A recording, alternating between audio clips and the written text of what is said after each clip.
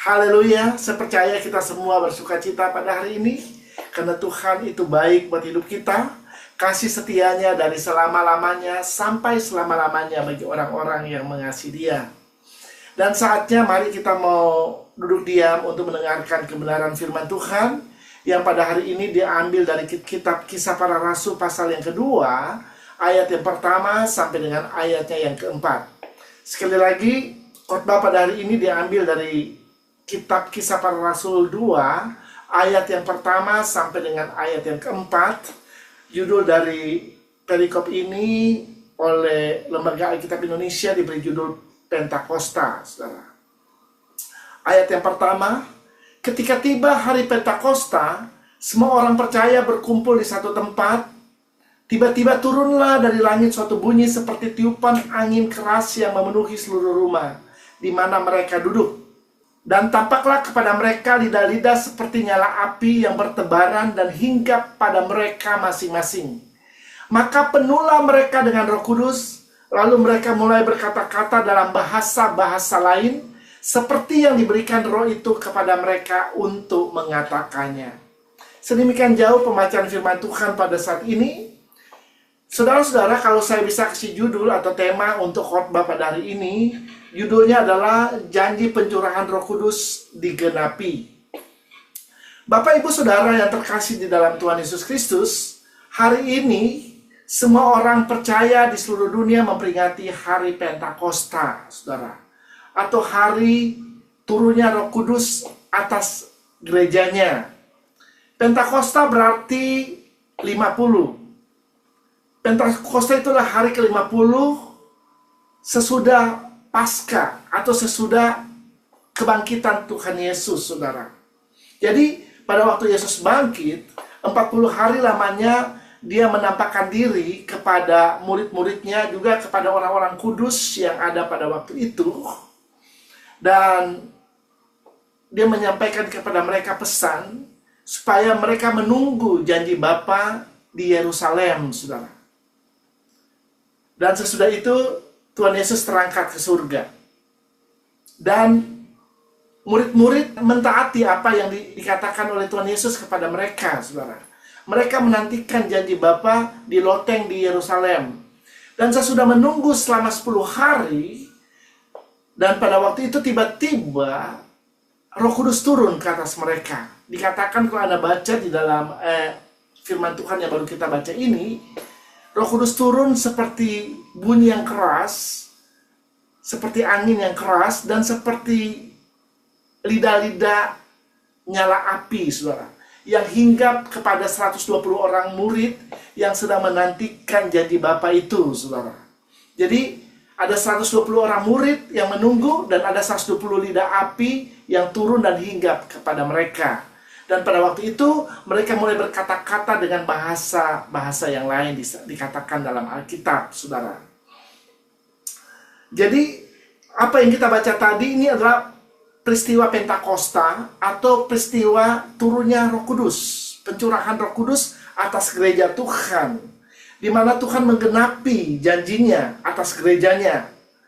Peristiwa turunnya Roh Kudus ini adalah awal di mana Tuhan akan memakai gerejanya untuk menjadi saksinya di dunia ini, saudara. Pentakosta juga dikenal dengan hari lahirnya gereja Tuhan, ya, ulang tahun gereja, saudara.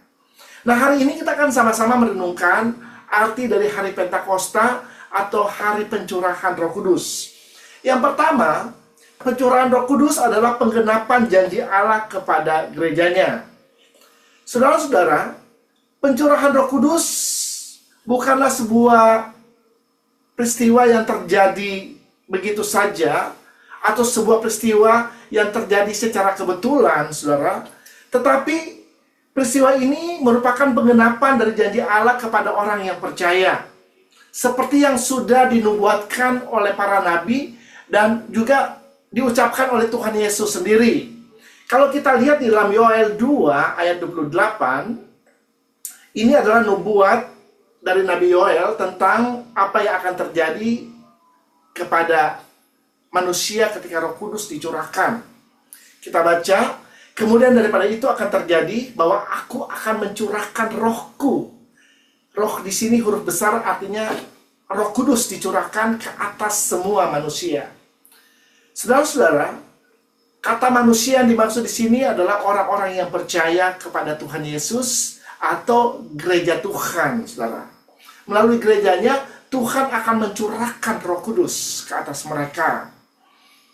Dan Tuhan Yesus sendiri berkata bahwa Roh Kudus akan dikirim kepada gerejanya untuk menyertai orang-orang percaya melakukan misi Allah di muka bumi ini.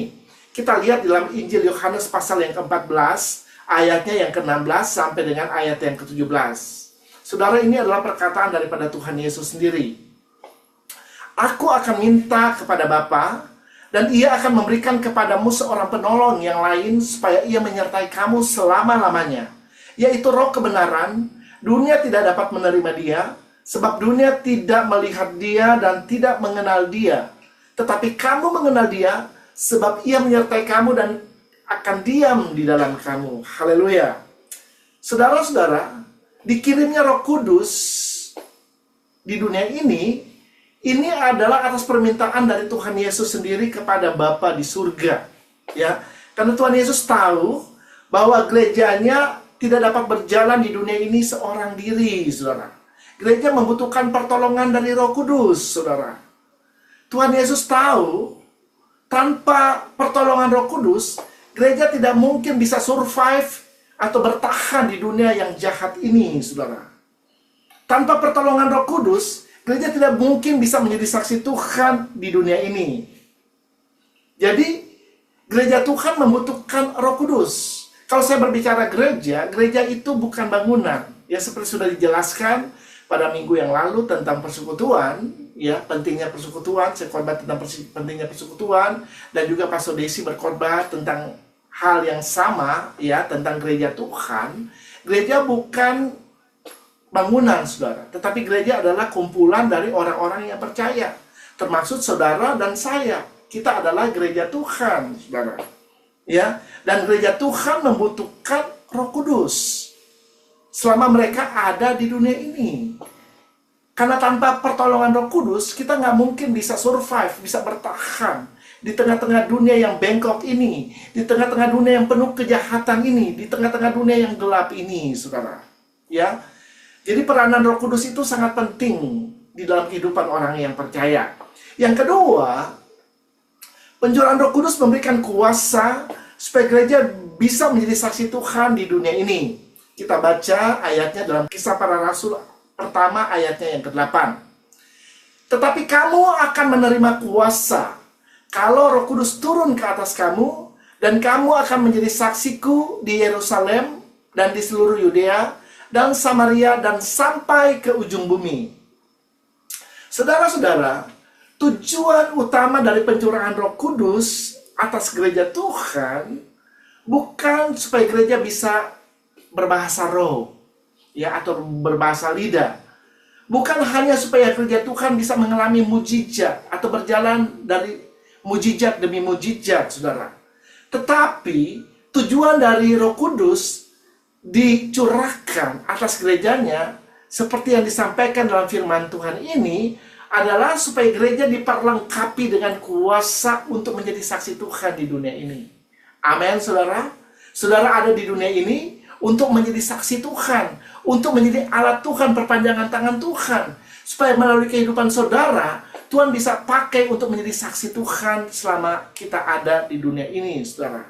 Ya, kuasa Roh Kudus itu di dalam bahasa aslinya itu adalah dunamos.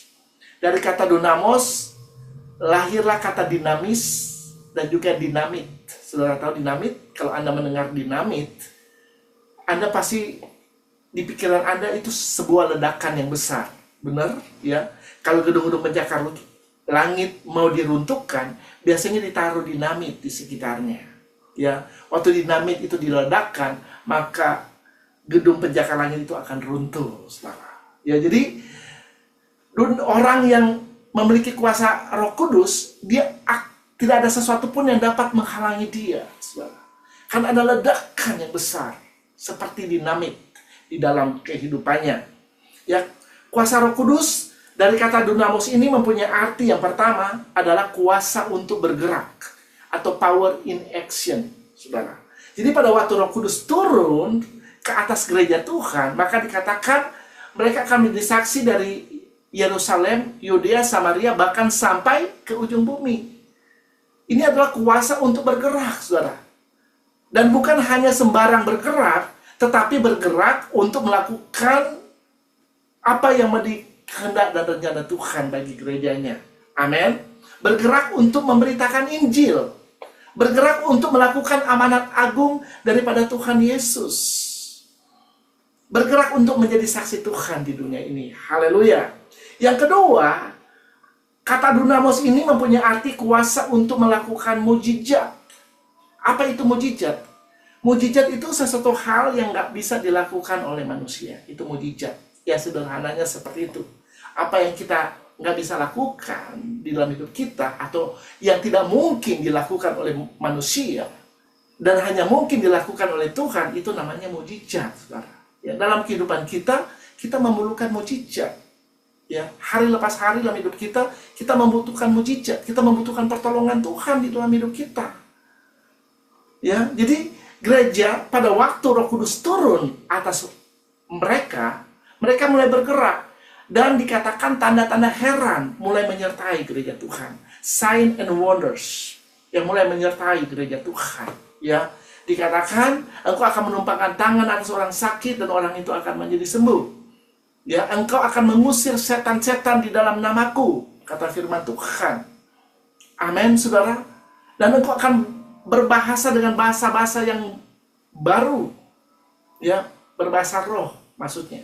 Ya, jadi mereka akan mulai berjalan dengan sign dan wonders, saudara. Mereka akan melihat perkara-perkara yang besar. Ya, hal-hal yang besar, di mana hal yang tidak mungkin bisa menjadi mungkin. Karena ada kuasa Roh Kudus, saudara. Dengan kuasa Roh Kudus memungkinkan apa yang mustahil bagi manusia menjadi tidak mustahil, saudara.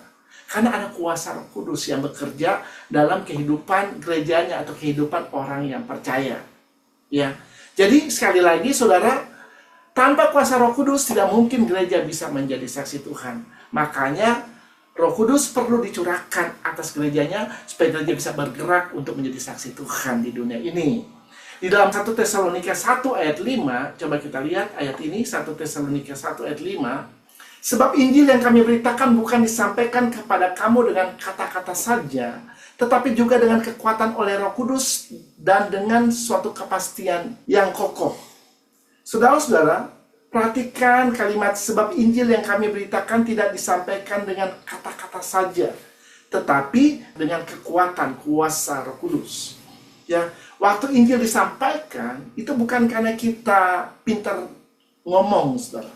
Ya, pintar berkata-kata atau kita bisa memberitakan Injil karena kita fasih lidah, saudara. Bukan karena itu. Tetapi kalau Injil diberitakan itu kita memerlukan kuasa Roh Kudus. Sehingga pada waktu kita berbicara ada kuasa Roh Kudus di sana. Karena hanya dengan kuasa Roh Kudus bisa membuat seorang menjadi bertobat dan percaya kepada Tuhan, saudara. Hanya dengan kuasa Roh Kudus yang bekerja melalui kita, saudara. Ya, dan kita mulai berkata-kata. Dan ketika didengar oleh orang yang mendengarkan perkataan kita, maka Roh Kudus mulai bekerja dalam diri orang itu. Sehingga orang itu bisa berubah, saudara. Orang yang tadinya tidak percaya kepada Tuhan bisa menjadi percaya kepada Tuhan. Orang yang tadinya tidak mengenal Allah bisa mengenal Tuhan. Ya, itu adalah pekerjaan dan perbuatan Roh Kudus dalam diri orang tersebut, saudara. Ya, jadi memang kebergantungan kita kepada Roh Kudus itu sangat penting, saudara. Kalau Anda mau dipakai oleh Tuhan untuk menjadi saksi Tuhan selama Anda ada di dunia ini, ya, supaya Anda bisa memenangkan jiwa bagi Kristus, saudara. Haleluya. Dan kalau kita membaca dalam kitab Injil Yohanes pasal 16 ayat 7 sampai dengan yang ke-8, namun benar yang kukatakan ini kepadamu adalah lebih berguna bagi kamu jika aku pergi. Sebab jikalau aku tidak pergi, penghibur tidak akan datang kepadamu. Penghibur di sini adalah Roh Kudus. Tetapi jikalau aku pergi, aku akan mengutus dia, mengutus Roh Kudus kepadamu. Dan kalau ia datang, kalau Roh Kudus datang, Roh Kudus, akan menginsafkan dunia akan dosa, kebenaran, dan penghakiman. Saudara, kalau Anda melihat di dalam ayat yang ke-8 ini, ada 3 hal yang dilakukan oleh Roh Kudus, atau 3 pekerjaan daripada Roh Kudus, saudara. Yang pertama dikatakan, dan kalau ia datang, kalau Roh Kudus datang, Roh Kudus akan menginsafkan dunia akan dosa. Jadi, pekerjaan Roh Kudus adalah menginsafkan atau menyadarkan dunia dari dosa, saudara. Ya, di dunia ini penuh dengan orang yang berdosa, orang-orang yang berbuat kejahatan di mata Tuhan. Dan untuk bisa membuat orang-orang itu menjadi sadar, itu adalah pekerjaan Roh Kudus, saudara. Ya, makanya gereja Tuhan membutuhkan Roh Kudus di dalam hidup mereka, supaya mereka bisa menjadi saksi Tuhan di dunia ini, saudara. Ya. Yang kedua, Roh Kudus menginsafkan atau menyadarkan manusia akan kebenaran. Ya. Kenapa manusia perlu disadarkan akan kebenaran? Karena manusia sudah hidup menyimpang dari kebenaran. Manusia sudah hidup di jalan-jalan yang jahat, saudara. Makanya, untuk menyadarkan manusia supaya mereka bisa berbalik dari cara hidup mereka yang jahat, kita membutuhkan Roh Kudus. Ya, pada waktu kita berkata-kata, ada kuasa yang akan membuat orang yang jahat berbalik dari kejahatan mereka dan datang kepada Tuhan. Amin. Ya, itu adalah pekerjaan Roh Kudus, bukan pekerjaan manusia. Ya, manusia tidak bisa mengubah orang lain. Ya, Anda membutuhkan Roh Kudus untuk menjadi penolong di dalam hidupmu. Yang ketiga dikatakan di dalam ayat yang ke-8 ini, Roh Kudus menginsafkan atau menyadarkan manusia akan penghakiman, saudara. Saudara-saudara, suatu saat akan ada penghakiman bagi dunia ini. Akan ada penghakiman bagi iblis dan para pengikutnya. Suatu saat, iblis atau penguasa dunia ini akan dihakimi, saudara. Mereka akan dihukum dan dilempar ke neraka, saudara. Saudara-saudara, neraka itu bukan diciptakan untuk manusia sebenarnya. Ya, tetapi itu diciptakan untuk iblis dan para pengikutnya. Tetapi, jikalau manusia lebih memilih untuk mengikut iblis daripada mengikut Tuhan, maka manusia pun akan pergi ke sana, saudara. Makanya tugas dari gereja Tuhan untuk memberitakan Injil. Ya, supaya orang-orang yang mengikut iblis bisa bertobat dan menjadi pengikut Kristus. Amin, saudara. Sehingga mereka tidak pergi ke neraka, tapi bisa dipindahkan ke dalam terang Tuhan. Amin. Yaitu mereka bisa memperoleh keselamatan dan hidup kekal bersama dengan Tuhan Yesus. Kalau mereka percaya kepadanya, mereka suatu saat akan hidup bersama dengan Dia di kerajaan surga di dalam kekekalan. Haleluya.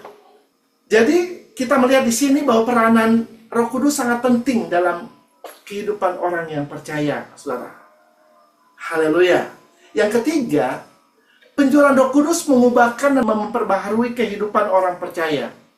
Saudara-saudara, pencurahan Roh Kudus ke atas dunia ini itu bukan hanya sebuah pengalaman emosional, saudara. Ya, misalnya ketika Roh Kudus dicurahkan dan orang-orang yang merasakan pencurahan Roh Kudus itu merasakan hadirat Tuhan, merasakan jamahan Tuhan.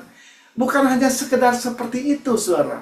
Tetapi pencurahan Roh Kudus dalam kehidupan kita harus menghasilkan perubahan dan pembaharuan dalam hidup kita.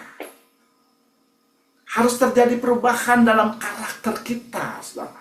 Sehingga karakter Kristus bisa timbul, bisa terjadi di dalam hidup kita, saudara. Kalau kita baca di dalam Galatia 5 ayat 22 sampai 23, tetapi buah roh ialah kasih, sukacita, damai sejahtera, kesabaran, kemurahan, kebaikan, kesetiaan, kelemah lembutan, penguasaan diri. Tidak ada hukum yang menentang hal itu. Jadi di dalam Galatia 5 ayat 22 sampai 23 ini berbicara tentang buah roh atau buah Roh Kudus. Seseorang yang kehidupannya dipenuhi oleh Roh Kudus, atau seseorang yang membiarkan kehidupannya senantiasa dipimpin oleh Roh Kudus, pasti buah Roh Kudus akan terjadi di dalam hidupnya. Orang itu pasti akan hidup di dalam kasih, saudara. Orang itu pasti akan hidup di dalam penguasaan diri. Amin. Ya, dia akan mengasihi, dia akan mengasihi sesamanya. Dia menjadi orang yang peduli, memperhatikan, suka menolong orang lain. Itu orang yang dipenuhi oleh Roh Kudus. Kasih itu ada dalam hidupnya. Dan dia juga bisa menguasai diri di dalam segala hal, saudara. Ya, tidak gampang emosi. Ya, bisa menguasai diri. Ya, bukan hanya nggak marah, tapi dalam segala hal bisa menguasai dirinya, saudara. Dan orang itu juga akan hidup di dalam kemurahan, kata firman Tuhan. Amin. Salah satu buah Roh Kudus adalah kemurahan. Orang itu akan menjadi orang yang murah hati. Nggak mungkin orang yang hidupnya dipenuhi oleh Roh Kudus, orangnya adalah orang yang pelit. Enggak, saudara. Ya, pasti ada karakter Kristus. Orang itu akan menjadi orang yang murah hati, suka memberi. Amin. Kalau saya berbicara tentang memberi, bukan hanya berbicara tentang materi, saudara. Memberi dalam segala hal. Ya, bisa memberi waktu, memberikan pertolongan, suka mengulurkan tangan untuk menolong orang lain yang membutuhkan. Ya, memberi tenaga, macam-macam, saudara, dalam hal memberi. Ya, jadi bukan hanya berbicara tentang hal-hal yang materi saja, saudara. Tapi ada banyak hal pada waktu kita berbicara tentang memberi, saudara. Dan juga orang yang dipenuhi oleh Roh Kudus, pasti dia adalah orang yang baik, saudara. Ya, orang yang setia dan orang yang sabar, saudara. Pasti, karena buah Roh Kudus adalah hal-hal itu akan terjadi di dalam hidupnya. Otomatis itu akan terpancar dari kehidupan orang-orang yang dipenuhi oleh Roh Kudus. Haleluya. Karena orang-orang yang dipenuhi Roh Kudus adalah orang-orang yang sudah menjadi ciptaan yang baru di dalam Kristus. Firman Allah berkata dalam kitab Korintus, yang lama sudah berlalu, sesungguhnya yang baru sudah datang. Karakter lama kita sudah hilang, digantikan dengan karakter yang baru di dalam Kristus. Amin, saudara. Yang terakhir, saudara, yang keempat, pencurahan Roh Kudus masih tetap berlangsung sampai saat ini. Saudara-saudara, Roh Kudus tidak hanya dicurahkan di zaman para rasul, saudara. Karena janji ini ditujukan kepada semua orang yang percaya. Dan janji itu masih berlaku sampai hari ini, saudara. Sampai hari ini kalau Anda percaya, maka Roh Kudus bisa dicurahkan di dalam hidupmu. Amin. Haleluya. Ya, Roh Kudus masih dicurahkan sampai saat ini, saudara. Coba kita baca ayatnya di dalam Kisah Para Rasul 2 ayat 39. Sebab bagi kamulah janji itu, dan bagi anak-anakmu, dan bagi orang yang masih jauh, yaitu sebanyak yang akan dipanggil oleh Tuhan Allah kita. Ini adalah janji Allah, saudara.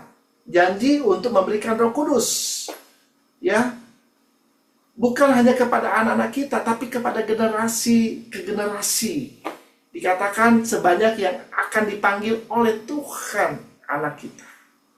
Amin. Ya. Jadi janji Roh Kudus itu diperuntukkan bagi semua orang yang percaya. Ya, jadi bukan hanya kepada rasul-rasul, tapi dia memberikan Roh Kudus itu kepada semua orang yang percaya. Ya.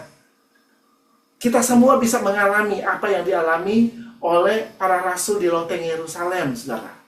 Kalau Anda percaya, saudara, yang perlu kita lakukan hanya minta kepada Bapa. Coba kita baca ayatnya dalam Lukas 11 ayat 13. Jadi jika kamu yang jahat tahu memberi pemberian yang baik kepada anak-anakmu, apalagi Bapamu yang di sorga, Ia akan memberikan Roh Kudus kepada mereka yang meminta kepadanya. Haleluya. Ya, jadi Roh Kudus akan diberikan kepada kita kalau kita minta kepada Bapa. Bapa kita adalah Allah yang murah hati, saudara. Ya, pada waktu Anda memerlukan Roh Kudus, membutuhkan pertolongan Roh Kudus, Dia akan berikan itu dalam hidupmu. Ya, mereka yang dimaksud di sini, Dia akan memberikan Roh Kudus kepada mereka. Mereka itu adalah termasuk saudara dan saya. Yang menjadi pertanyaan, apakah kita sudah mengalami pencurahan Roh Kudus dalam hidup kita atau belum? Ya, saudara, saya berbicara tentang pencurahan Roh Kudus seperti yang terjadi di dalam Kisah 2 ayat 1 sampai dengan yang 4. Ini berbicara tentang dipenuhi oleh Roh Kudus atau dibaptis dengan Roh Kudus. Seorang pertama kali dipenuhi oleh Roh Kudus pada waktu dia dibaptis oleh Roh Kudus. Dan kita butuh untuk dibaptis oleh Roh Kudus, dipenuhi oleh Roh Kudus, saudara. Sehingga manifestasi Roh Kudus itu bisa terjadi dalam hidup kita. Karunia-karunia Roh Kudus itu bisa kita alami di dalam hidup kita. 9 karunia Roh Kudus itu bisa kita alami dalam hidup kita. Buah Roh Kudus itu bisa terpancar melalui hidup kita. Pada waktu kita dipenuhi oleh Roh Kudus, saudara. Amin. Saya percaya bagi Anda mungkin yang saat ini punya kerinduan untuk dipenuhi oleh Roh Kudus, Anda hanya perlu berdoa kepada Bapa, minta kepada Tuhan, maka Tuhan akan memberikan itu kepadamu. Amin. Sehingga kehidupanmu senantiasa boleh berjalan dipenuhi oleh Roh Kudus. Amin. Firman Allah berkata, hendaklah kamu penuh dengan Roh. Ya, seluruh area kehidupan kita harus dipenuhi dengan Roh Kudus. Sehingga kita bisa menjadi saksi Tuhan selama kita ada di dunia ini. Saudara-saudara, saya tidak akan memperpanjang khotbah pada hari ini. Mari bagi saudara-saudara yang rindu atau engkau haus dan lapar akan Tuhan, engkau rindu dipenuhi oleh Roh Kudus, kita nanti akan berdoa. Ya, kalau siapa yang mau mengalami seperti yang dialami oleh rasul-rasul dalam Kisah Para Rasul 2 ayat 1 sampai yang keempat ini, saudara hanya perlu minta kepada Tuhan. Ya, maka saya percaya Tuhan akan memberikan itu kepada engkau. Ya, Dia akan membaptis engkau dengan Roh Kudus. Tuhan akan mencurahkan Roh Kudus ke atas hidup kita. Haleluya. Amin.